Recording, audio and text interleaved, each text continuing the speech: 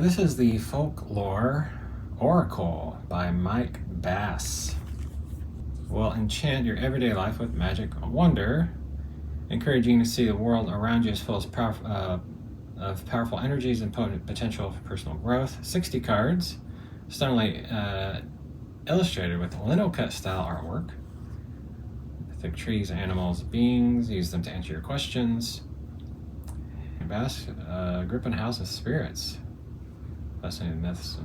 Yeah. Oh, a printmaker. Okay, well that's cool. Oh, he's got his own little shop. The Zip Dang Shop. Well, dang. This little book here. Alright. Oh, these are the backs. That's cool. I like that. Okay, alder. That's cool. Alright.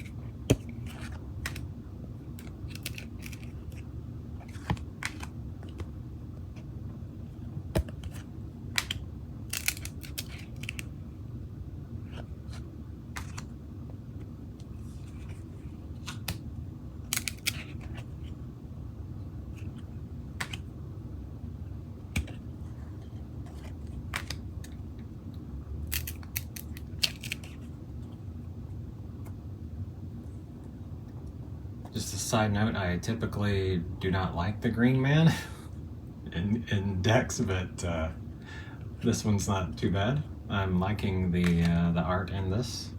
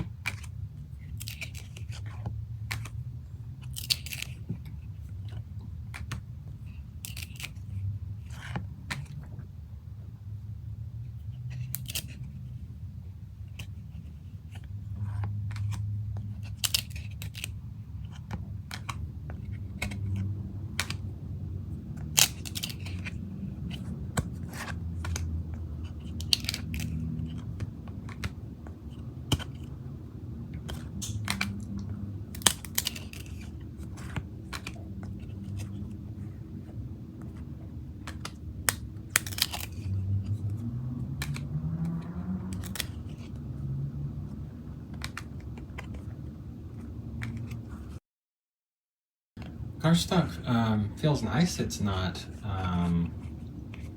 it's got a nice slick to it. But yeah, I don't think it has, I know some cards have like a core in it. I don't know what that feels like, but I don't feel like this has that, but it's definitely not bad.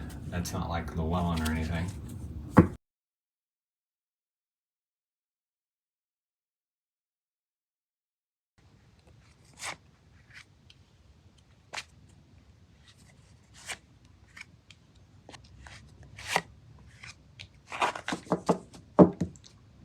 So what we're doing for our message, we're doing a present and our challenge, and then an advice card. So for our present moment,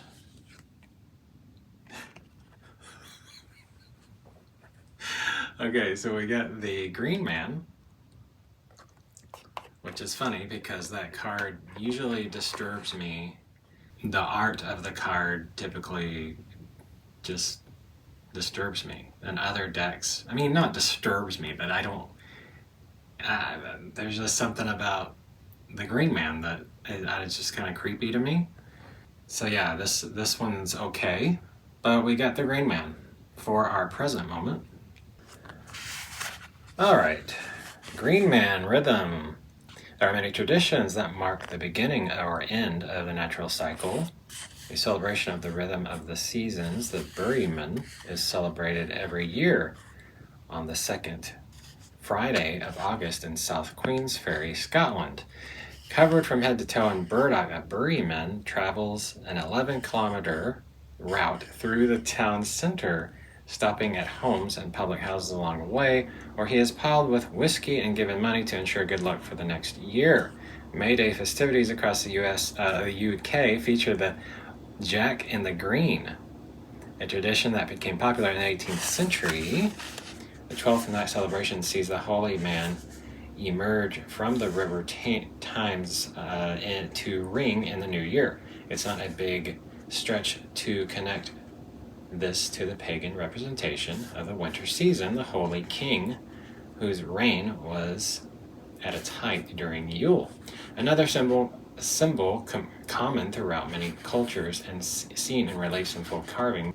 In the architecture of Europe, the UK and Americas, is the Green Man. Typically, his image consists of a foliated head or face as a decorative element. In masonry, leaves replace what would be his hair, mustache, and beard, and some depictions even have branches and foliage growing from their ears and mouth.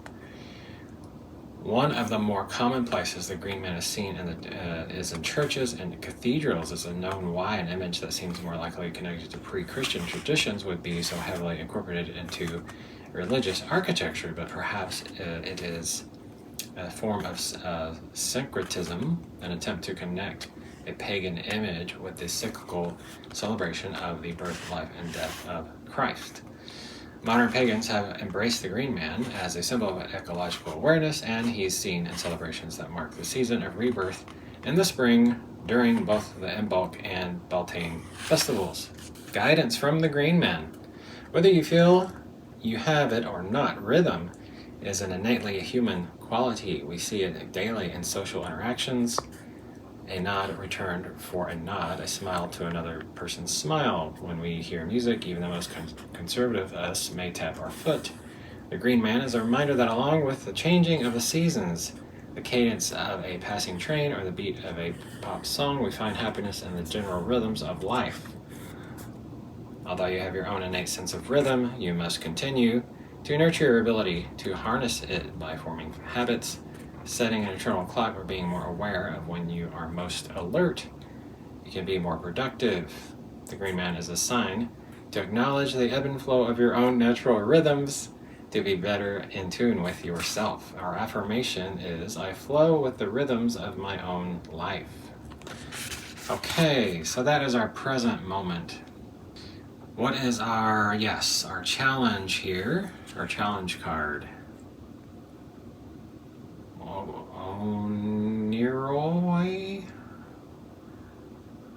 Oneroy? Not sure how to pronounce that. cool image. I'm assuming that's a bat. Our word is insight.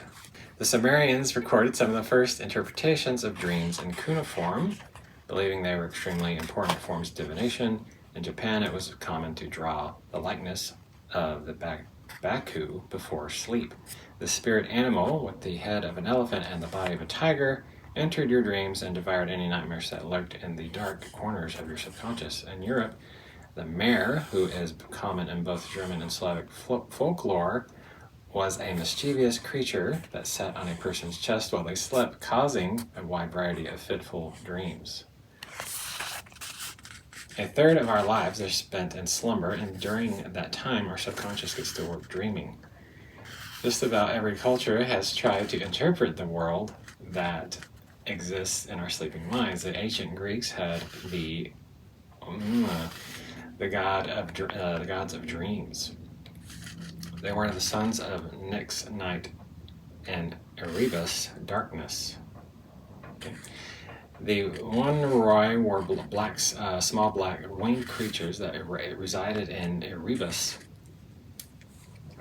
And every night they would fly out into the night like a colony of bats to deliver messages to mortals and their dreams. On their way, they passed through one of two gates, one made of horn, the other of ivory. The Honoroi that passed through the horn gate delivered truthful prophetic dreams, while those that went through the ivory gate brought dreams that were false. Early on, the Honoroi were nameless, delivering their dreams solely dependent on the gate they flew out through.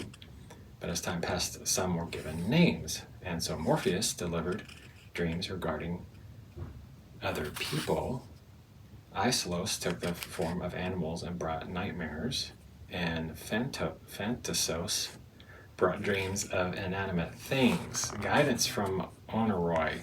Most of us are aware of the importance of a good night's sleep. However, it wasn't until recently that we understood the myriad of benefits our dreams have on our well-being. During our deep sleep, our subconscious is capable of dealing with painful and traumatic memories, while the more emotionally driven conscious part of our mind is in slumber.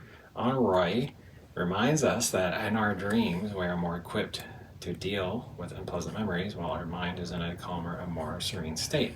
Our dreams combine fragments of our most recent experiences with events that happened in our past, often jumbled up in confusing and nonsensical ways. Honoroi is telling you that when you examine your dreams and explore what they're trying to tell you, you can often make better sense of both recent and long-standing concerns. Our affirmation: I remember my dreams and explore the insights they give me. Okay, so that's our challenge. Yeah, maybe we're having some dreams that we're just disregarding, maybe. And our advice. What is our advice? This creepy card here, the Banshee. Keening or wailing, an audible lamenting at the time of a loved one's death or after a tragedy, is common to many cultures, and none more so than that of the Celts, whose folk tales are full of spirits and entities whose cries and laments foretold tragedy. The Banshee is a fae or type of fairy who appears in a handful of forms, wailing to warn of death to come. In Scottish lore, a being appeared as a washerwoman, cleaning blood from the clothes, armor, or belongings of a person who was about to die. The Welsh call this spectre the This spirit was said to sound like the moans and sighs of someone on their deathbed. Along the coast, her mournful cries could be heard before a ship was wrecked, and was often accompanied by corpse light or a will-o'-the-wisp. A Dracovec wanders the forest in Slavic folklore, screaming and crying to lament an impending death. It can only be seen and heard at night and avoids dogs and bright light. Tales tell that if the shadow of Dracovec is cast upon someone, they will become very sick and perhaps even perish. In Irish lore, The city of the Banshee is called Caoine, which translates as keening, and serves as a warning of coming death in the family. There is a belief that banshees were tied or connected to the family they keened for. The family connection to the banshee was believed to influence her demeanor and the manner of her lamenting. A banshee with a good connection would sing a sorrowful song, one filled with love and concern for her family. Conversely, the banshee with a troubled connection, or who had been mistreated, was spiteful, and her wails and screams were like screeching that would make your blood curdle. Such laments were meant for the death of someone the banshee despised. Banshees are rarely seen, but when they show themselves, they appear shrouded in gray or silver cloak. They have pale complexions and light silver hair.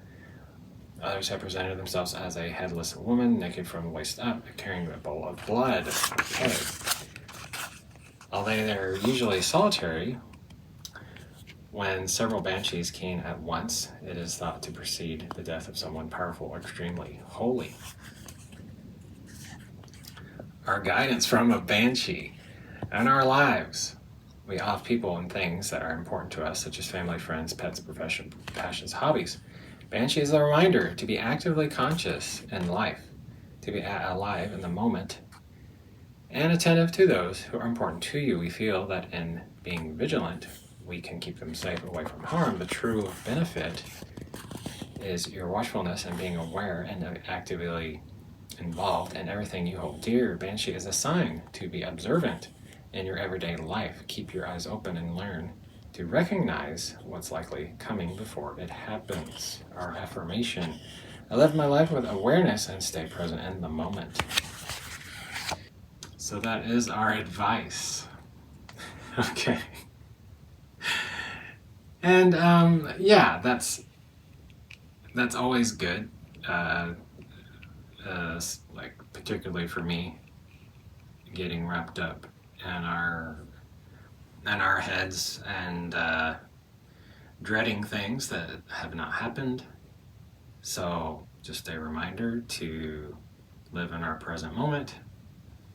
Maybe think a little more about our dreams. Yeah, for our rhythm here, our present situation, as we are starting spring here soon. I don't even know when the first day of spring is, but I think it's soon. So yeah, that's a very appropriate card for now. This is the Folklore Oracle by Mike Bass. I thank you for watching.